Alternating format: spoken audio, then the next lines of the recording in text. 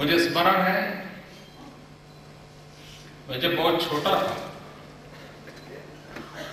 उस समय आचार्य विनोबा जी भावे की बोधान प्रवृत्ति चलती थी। मेरे गांव में आचार्य विनोबा जी के विचारों से समर्पित कार्य करने वाले डॉक्टर द्वारकादास जोशी हुआ करते थे। बड़ा ही तपस्वी जीवन था। बचपन में एक बार उनका व्याख्यान सुना था और वो गांधी और विनोबा जी के विचारों को सामान्य मानवी समझ पाए उस भाषा में समझा रहे थे। उन्होंने कहा कि लोकसभा का चुनाव होता है, विधानसभा का चुनाव होता है, लेकिन समाज में उतनी दरारें पैदा नहीं होती हैं। लेकिन जब गांव की ग्राम पंचायत का चुनाव होता है तो पूरा गांव बढ़ जाता है, दुश्मनी का माहौल बन जाता है और कभी कभी तो नौबत यहाँ तक आ जाती है कि बेटी ब्याह की हो, सिर्फ इस चुनावी दंगल के कारण वो मैके वापस चली आती है, रिश्ते टूट जाते हैं। क्यों न गांव को एक किया जाए, क्यों न गांव के अंदर सर्वसम्मति का माहौल न बनाया जाए।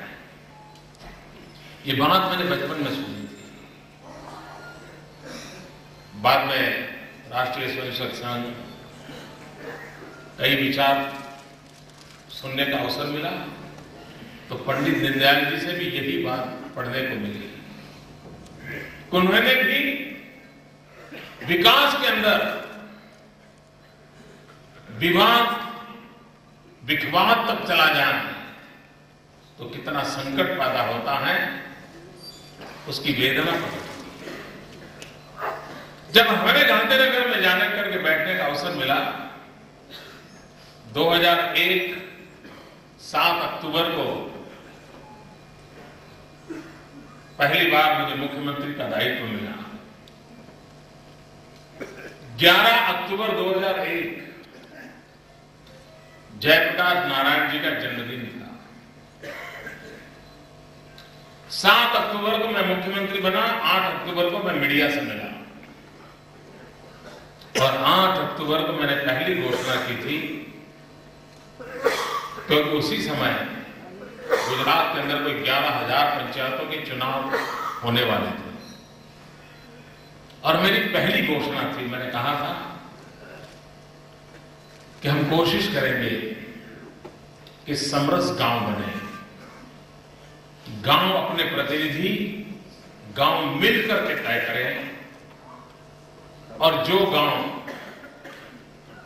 ये 100% एकता के साथ अपने प्रतिनिधि चुनेंगे, उस गांव को हम समरस गांव का स्टेटस देंगे और विकास के लिए ऐसे गांवों को 2 लाख रुपए अतिरिक्त राशि देंगे। विचार बीज तो बचपन में पड़ा था मेरे मन में, उसको संस्कारित करने का काम, उसको विकसित करने का काम दीनदयाल जी के विचारों ने किया था।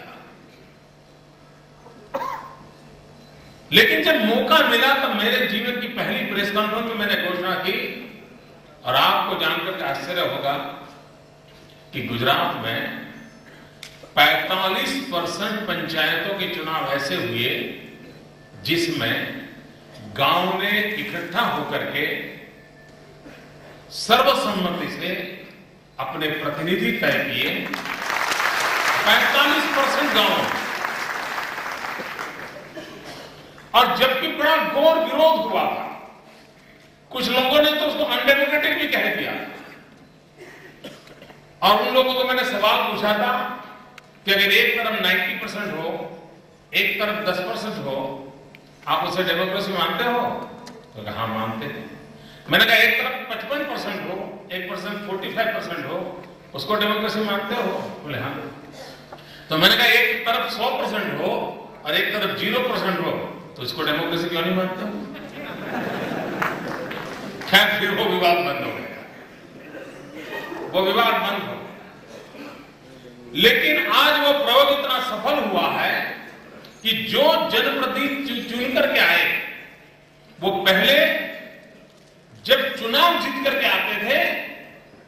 बहुमत के विजय के मिजाज से आते थे और हम जीत करके आए हैं, हमारे पास बहुमत है, जो मर्जी पड़े हम करेंगे और हम करेंगे, कौन पूछने वाला होता है, ये मूड होता है।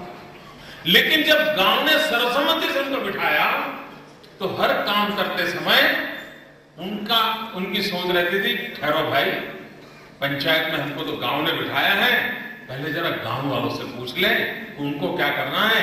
मित्रों, आपको आश्चर्य होगा, सच्चे अर्थ में लोकतंत्र वहां पनपा और चुने हुए प्रतिनिधि गांव से संवाद करके अपने गांव के निर्णय करने लगे और जन भागीदारी बढ़ती गई। यानी अपने महापुरुषों की सोच अगर उसको लागू करने का प्रयास किया जाए तो कुछ भी असंभव नहीं है और कुछ भी काल बाह्य भी नहीं है, आज भी उतना ही रिलेवेंट है।